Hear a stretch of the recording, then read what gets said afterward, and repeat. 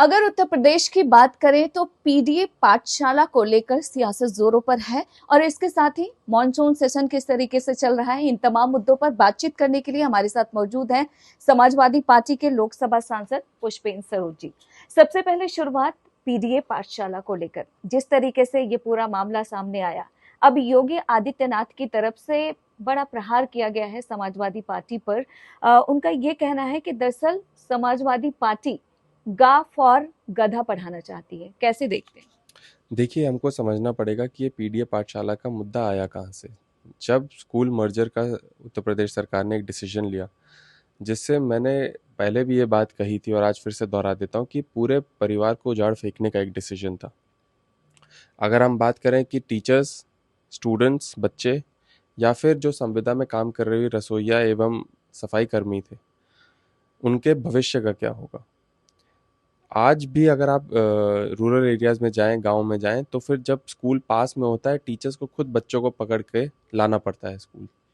जब अब स्कूल बच्चों के स्कूल 5, 6, 7, 7, 8, 8 कहीं-कहीं 10-10 किलोमीटर दूर हो जाएँगे, तब तो स्कूल जाना तो छोड़िए, बच्चे पढ़ाई से बहुत दूर हो जाएँगे, समाज की जो हालात है उससे बहुत दूर हो जाएँगे। और पीडीए का नारा खास करके क्यों निकल के आया कि जब कोई साधन ही नहीं है, संसाधन ही नहीं है स्कूल तक जाने का, तो इससे शोषित और वंचित लोग, खास करके पिछड़े दलित समाज के लोग, जो बहुत पहले से एक व्यवस्था बनी थी कि वहाँ स्कूल पहुँचना चाहिए, जहाँ पे ये लोग रहते हैं वहाँ पे ये सुविधा पहुँचनी चाहिए थी। आज जब ये छिन गई है, तो ये बच्चे इफेक्ट होंगे। हमारे राष्ट्रीय अध्यक्ष जी ने एक निर्णय लिया कि इन बच्चों तक पहुँचा जाए। जब सरकार नहीं काम कर रही है, जब सरकार उनसे शिक्षा छीन रही है, तो समाजवादी लोग बढ़ चढ़ के उनको शिक्षा देने का काम करें। बहुत हज़ारों नहीं, लाखों वॉलंटियर्स ने इसमें अपना योगदान दिया, खुद जाकर के बच्चों को पढ़ाया और पढ़ा भी रहे हैं। और मुझे लगता है कि कहीं ना कहीं बच्चों के लाभ के लिए आज जब समाजवादी पार्टी ने एक निर्णय लिया है, तो माननीय मुख्यमंत्री जी को वो भी पसंद नहीं आया है। तो हम देखते हैं कि आए दिन जो समाजवादी लोगों के खिलाफ वो एक प्रहार करते हैं, एक टिप्पणी करते हैं, आज बच्चों को लेकर भी उन्होंने ये टिप्पणी कर दी है। आपको क्या लगता है कि उत्तर प्रदेश में स्कूलों की हालत कैसी है? देखिए, उत्तर प्रदेश में जो स्कूल के हालत हैं बहुत जर्जर है। खास करके अगर मैं विलेजेस की बात करूं तो इंफ्रास्ट्रक्चरली बहुत जर्जर हालत है। टीचर्स की हालत बहुत ख़राब है। कहीं ना कहीं वो इंफ्रास्ट्रक्चर एज अ गवर्नमेंट हमको प्रोवाइड करना पड़ेगा। जब तक इंफ्रास्ट्रक्चर नहीं रहेगा तो टीचर्स भी नहीं आएंगे, उनका भी मन नहीं लगेगा और बच्चों का भी स्कूल आने का मन नहीं लगेगा। हमने ये दिल्ली में भी देखा किस तरीके से गवर्नमेंट ने एक निर्णय लिया गवर्नमेंट स्कूल्स को ठीक करने का, और कहीं ना कहीं एजुकेशनल रिफॉर्म्स हुए, बढ़ोतरी हुई उसमें, और यहाँ पे वाहवाही भी हुई और पूरे देश ने देखा किस तरीके से एक गवर्नमेंट स्कूल को कैसे ठीक करा जा सकता है, उसमें वो सुविधा दी जा सकती है जो प्राइवेट स्कूलों में दी जाती है at a very minimal fees. वैसे हमको सीखना चाहिए और उत्तर प्रदेश के स्कूलों को इंफ्रास्ट्रक्चरली वैसे डेवलप करना चाहिए था। जब कहीं ना कहीं हमारे पास स्कूल्स ऑलरेडी एग्जिस्ट कर रहे हैं, तो उसको मर्ज करके बच्चों को दूर से बुला करके एक सिंगल इंस्टीट्यूशन में, ये निर्णय ठीक नहीं है। ये गवर्नमेंट का डेवलपमेंटल निर्णय नहीं है। डेवलपमेंट हमको लोगों तक पहुंचाना चाहिए, नहीं तो ना कि लोगों को डेवलपमेंट तक खींचना चाहिए। इसके अलावा देखा जाए, अगर आपके संसदीय क्षेत्र की बात करें तो आपके यहाँ स्कूलों की संख्या कितनी है और वहाँ के हालात कैसे?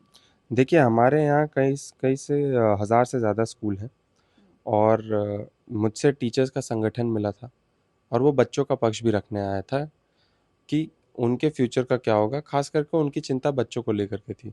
जब ये निर्णय आया तो उन्होंने कहा कि आज जब बच्चे खुद नहीं स्कूल जाते, हमको खींच कर लेकर आना पड़ता है, तो आज बच्चे ये डरे हुए हैं कि आज जो उनका शिक्षा का अधिकार है वो छीना जा रहा है, उनको दूर दूर तक आना पड़ेगा। दूसरी प्रॉब्लम ये थी कि टीचर्स, जब ये स्कूल मर्ज हो जाएंगे, किन टीचर्स को नौकरी से निकाल दिया जाएगा। बहुत, अगर मैं गहराई में जाऊं तो फिर टीचर्स की ये दुख है और ये चिंता है कि कहीं जाति या धर्म देख करके उनको निकाला ना जाए। ये भी एक चिंता का विषय बना हुआ है। तीसरे जो हमारे संविदा में काम कर रहे हैं, चाहे रसोइया हो चाहे सफाई कर्मी हो, जब स्कूल मर्ज हो जाएंगे तो फिर उनका क्या होगा, उनको भी तो निकाला जाएगा। तो नौकरी भी छिन रही है, शिक्षा भी छिन रही है, अधिकार भी छिन रहा है। ये एक ऐसा डिसीजन है जिसके खिलाफ समाजवादी पार्टी ने एक निर्णय लिया। माननीय राष्ट्रीय अध्यक्ष अखिलेश यादव जी ने एक निर्णय लिया कि पीडीए पाठशाला खोला जाए, बच्चों को वहीं पे शिक्षा दी जाए। और एक समय में आपने देखा होगा कि माननीय लालू यादव जी ने भी एक चरवाहे स्कूल का एक कॉन्सेप्ट लाए थे, जहाँ पे खुद शिक्षा पहुँचाने के लिए बच्चों तक पहुँचाया, खेतों में जाकर के शिक्षा दी बच्चों को, जो वहाँ पे काम कर रहे थे। तो फिर ऐसे निर्णय हैं जो लोग हमेशा याद रखते हैं, और खास करके बच्चे जब आगे बढ़ करके कुछ बन जाएंगे तो उनको याद आएगा कि उनको कहीं खड़ीज करके नहीं ले जाया जाता था, खुद शिक्षा उनके पास सरकार पहुंचाने का काम करती थी। क्या आपको वाकई लगता है कि उत्तर प्रदेश में धर्म और जाति के आधार पर कार्य होता है?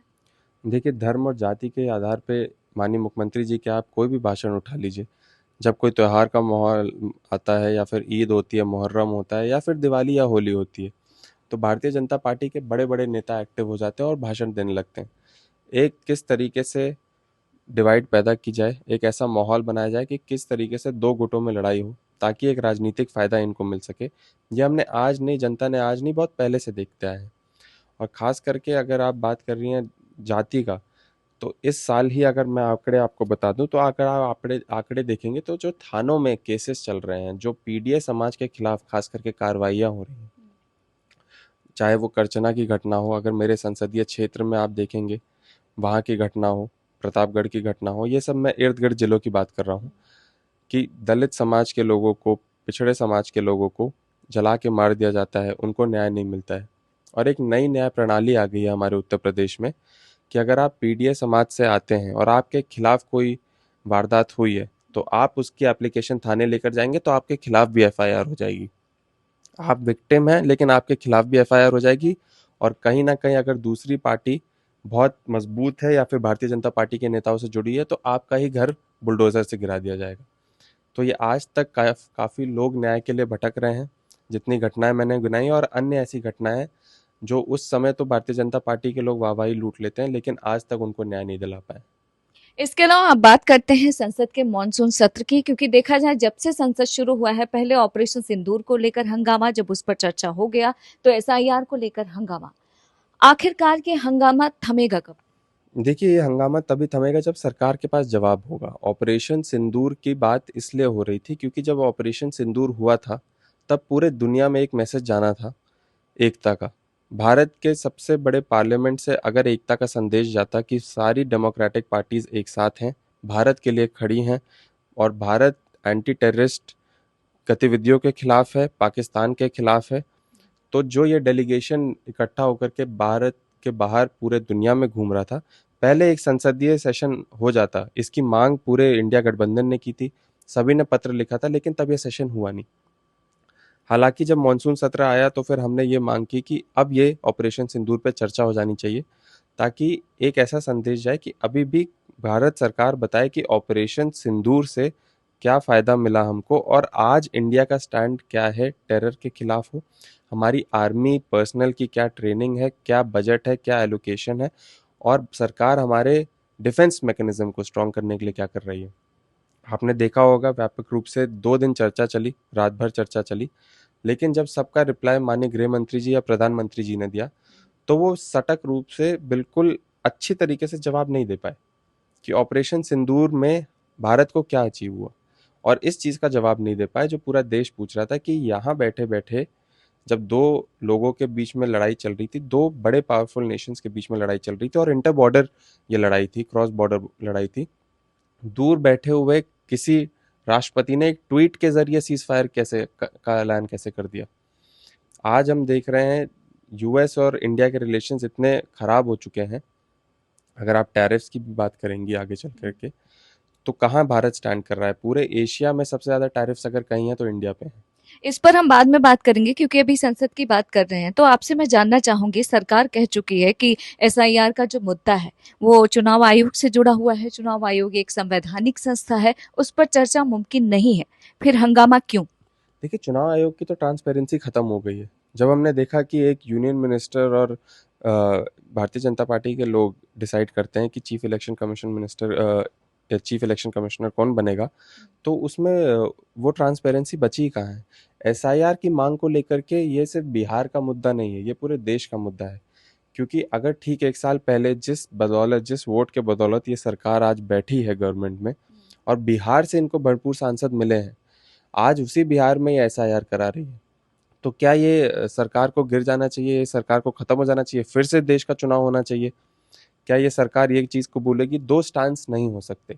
इस चीज़ की मांग हम बार बार कर रहे थे कि दो आप नाव में कदम नहीं रख सकते, कि 1 साल पहले आपने उसी वोट से सरकार बनाई, आज 1 साल बाद खुद वही वोट के लिए लोग भटक रहे हैं अपना वोट डालने के लिए। लेकिन आपको नहीं लगता जिस तरीके से राहुल गांधी लगातार ये कहते हैं कि केंद्र सरकार ने महाराष्ट्र में भी चुनाव चोरी की, वैसे अगर एसआईआर हो जाता है तो उससे फर्जी वोटर्स के खत्म होने की संभावना है ना?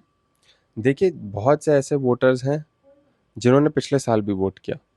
फर्जी वोटर्स की अगर आप बात करेंगे तो फिर तीन तीन बारी इनकी सरकार है भारतीय जनता पार्टी की, तब इनको कोई फर्जी वोटर्स नहीं मिले। आज पूरा देश ये जानना चाह रहा है कि जो लोग 2003 के बाद भी एनरोल थे उनको भी कागज दिखाया जा रहा पड़ रहा है।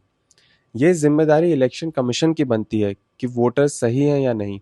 लोगों की जिम्मेदारी आज थोप दी गई है कि आप बताइए आप इस भारत के वोटर हैं या नहीं है। तो इस सरकार के अगर आप कोई भी नीति देखेंगे, चाहे एजुकेशन बेस्ड हो, चाहे ये एसआईआर की बात हो, या फिर हर पैरामीटर्स में, ये खुद जनता से जवाब मांगती है और जनता को बोलती है आप अपने अधिकार को प्रूव करिए, ना कि आपके जनता के प्रति कोई जवाबदेही है। आप एसआईआर की बात कर रही हैं, कल को उत्तर प्रदेश में भी एसआईआर हो जाएगा। वेस्ट बंगाल के लोग बहुत ज़्यादा चिंता में हैं, कल उधर भी एसआईआर हो जाएगा। और अगर ये एसआईआर की पूरी प्रक्रिया अगर बिहार में हो जाती है तो फिर आप देखेंगे कि पूरे देश के लोग अब इस बात से चिंतित हैं कि वो कहाँ कहाँ भटकेंगे, अपने कागज कहाँ ढूंढेंगे, कहीं उनका वोट का अधिकार न छीन लिया जाए।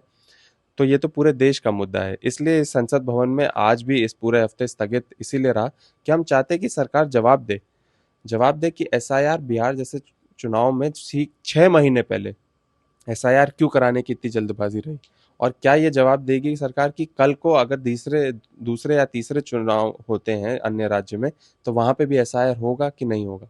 तो इसका जवाब सरकार को देना चाहिए। लेकिन जिस तरीके से संसद लगातार स्थगित हो रहा है, कितना पैसा खर्च हो रहा है, इसकी जवाबदेही किसकी होगी? देखिए, जवाबदेही तो मेन मुद्दे, हम जब सदन में जा रहे हैं तो मेन मुद्दों पे सरकार जवाब दे करके खत्म कर दे। भाई, एसआईआर एक ऐसा मुद्दा है जो 140 करोड़ लोगों को जोड़ता है। ऑपरेशन सिंदूर एक ऐसा मुद्दा था जो इस भारत देश के एंटी टेररिस्ट स्टांस को जोड़ता है, उसको साफ करता है। तो जो भारत में आज मूल मुद्दे हैं, मेन मुद्दे हैं, जब वोट का अधिकार ही नहीं रहेगा तो संसद भवन में बैठेगा कौन, डिस्कशन किस चीज़ पे होगा, सरकार किसकी बनेगी। तो आज जब वोट का अधिकार छीना जा रहा है तो उसके लिए लड़ाई, तो बहुत से लोग अगर आप स्ट्रीट्स में जाएंगी तो बोल रहे हैं कि पहले आप इसकी लड़ाई लड़िए, कि वोट के अधिकार की जब लड़ाई नहीं लड़ी जाएगी तो कल को हमारा क्या होगा। तो ये पूरा डेमोक्रेटिक प्रोसेस पे एक प्रहार है। तो जब सदन इतने बड़े पूरे लोकतंत्र के मंदिर में इसकी लड़ाई नहीं लड़ी जाएगी, और ये सिर्फ एक प्रोटेस्ट नहीं है कि आप एक हफ्ता करके ख़त्म कर दीजिए फिर दूसरे सरकार तो यही चाहती है कि हम एक हफ्ता करके ख़त्म कर दें ताकि ये अपने बिल पास कर दे जल्दी और वो सदन की कार्रवाई चल जाए और इनके हिसाब से चल जाए। लेकिन ये प्रोटेस्ट रुकने वाला नहीं है। ये 140 करोड़ लोगों का प्रोटेस्ट है, ये वोट के अधिकार का प्रोटेस्ट है, ये कॉन्स्टिट्यूशनल प्रोटेस्ट है। इसलिए पूरी इंडिया गठबंधन इसके खिलाफ प्रोटेस्ट करती रहेगी। एक अंतिम सवाल, टैरिफ को लेकर जिस तरीके से अमेरिका की तरफ से 50% लगाया गया है, अब प्रधानमंत्री का एक बयान आया है कि देश के लिए कोई भी कीमत चुकाने को तैयार है, कैसे देखते हैं? देखिए, देश के लिए तो उन्होंने बहुत बड़ी कीमत चुका दी है आज। आज पूरे एशिया में अगर सबसे ज़्यादा टैरिफ है तो वो हमारे गुड फ्रेंड डोनाल्ड ट्रंप ने लगा दिया है। जो वही डोनाल्ड ट्रंप जो गुजरात आए थे, इतनी बड़ी रैली हुई थी, हाथ पकड़ के माय गुड फ्रेंड बोला गया था, आज उन्होंने ही दोस्ती निभा दी है। और क्यों निभाई है, इसके लिए हमको पीछे जाना चाहिए, देखना चाहिए कि भारत डिप्लोमेटिक फ्रंट में आज कहाँ स्टैंड करता है। अगर आप क्रॉस बॉर्डर रिलेशंस देखें, हमारे जितने भी हमारे नेबरिंग कंट्रीज है, चाहे हमारे एलाइज रहे नेपाल, श्रीलंका एक समय में, आज वो हमारे साथ नहीं है। ऑपरेशन सिंदूर जब इतना बड़ा हो रहा था, कोई भी कंट्री ने खुल करके भारत का सपोर्ट नहीं किया। उन्होंने सिर्फ इतना बोला कि हम टेररिज्म के खिलाफ हैं, या पाकिस्तान के खिलाफ कुछ नहीं बोला। तो आज डिप्लोमेटिक फ्रंट में इंडिया कहाँ स्टैंड करता है। एक समय ऐसा था जहाँ पे खुल करके कंट्रीज भारत को सपोर्ट करती थी, पाकिस्तान को टेररिस्ट ऑर्गेनाइजेशन के रूप में कहलाती थी। आज यूएस जैसी सुपर पावर भी पाकिस्तान को बैक एंड सपोर्ट देती है। यहाँ तक कि यूएस की सबसे बड़ी जो लड़ाई है चाइना के साथ, वो भी पाकिस्तान को खुलेआम सपोर्ट देती है। तो इंडिया जो सबसे बड़ी डेमोक्रेटिक कंट्री है और जितनी वाहवाही होती है, और हमारे प्रधानमंत्री जी जो इस देश के 140 करोड़ लोगों के सामने नहीं रहते हैं, वो पूरे दुनिया घूमते हैं और जा करके अपने डिप्लोमेटिक टाइज ही ठीक करने के लिए बाहर घूमते हैं। तो आज उस डिप्लोमेटिक टाइज की जो सच्चाई है आपके सामने है, पूरे देश के सामने है। तो आज आपको पूरे लगता है कि भारत की विदेश नीति फेल हो चुकी है? देखिए, मुझे क्या लगता है, ये तो अब आंकड़े ही बता रहे हैं हमारे रिलेशन सबसे बड़ी कंट्रीज के साथ क्या है। इस साल के अगर आप देख लीजिए जितनी भी गतिविधियां रही हों, भारत के इंटरनेशनल रिलेशंस जो रहे हैं और डिप्लोमेटिक टाइज जो रहे हैं, उसकी सच्चाई सामने आ गई है। ना कोई भारत को खुलेआम सपोर्ट करता है, ना टेररिज्म के खिलाफ, पाकिस्तान के खिलाफ कुछ बोलता है, ना ही टैरिफ्स की अगर हम बात करें या फिर ट्रेड की बात करें तो भारत कहाँ है। माननीय प्रधानमंत्री जी ने एक एफटीए साइन करके आए यूके में, लेकिन आज ही जब हम सदन में उन्होंने ऑपरेशन सिंदूर के खिलाफ कुछ बोला तो फिर एक 25% की सौगात मिल गई, फिर आज फिर से 25% की सौगात उनके गुड फ्रेंड डोनाल्ड ट्रंप ने दे दी। तो ये कैसी फ्रेंडशिप है? इससे अच्छा तो फ्रेंडशिप होनी ही नहीं चाहिए। इससे अच्छा सीधा सीधा मुंह पे जवाब दे देना चाहिए कि नहीं, हम आपके साथ नहीं है। और अब भारत में मेक इन इंडिया जैसी स्कीम्स या फिर खुद भारत की इकोनॉमी को खुद सशक्त होकर के 140 करोड़ लोग सशक्त हैं, खुद ही इकोनॉमी को आगे बढ़ाएंगे। तो आई थिंक चाइना का स्टैंड ही पकड़ लेना चाहिए भारत को कि खुद ही अपनी इकोनॉमी को आगे बढ़ाना चाहिए, रादर दैन सिर्फ टीआरपी के चक्कर में, अपनी इमेज को ठीक करने के चक्कर में प्रधानमंत्री जी इधर उधर घूमते रहते हैं। धन्यवाद हमसे बातचीत करने के लिए। दिल्ली से इंडिया पोस्ट न्यूज के लिए ममता चतुर्वेदी।